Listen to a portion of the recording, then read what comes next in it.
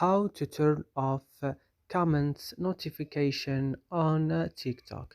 Today guys, I will show you how to do this. Just watch this video until the end. Make sure that you like and subscribe in this channel. So let's start. First you will just go to your TikTok and open it.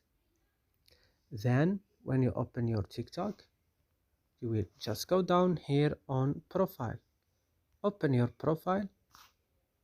Then go to this three line here and click on settings and privacy, then go to notification and then go to comments, and now you have to turn off this option by clicking here on this place and make it look like this, and that's it. It will work with you. That's it guys, I hope this video is useful for you.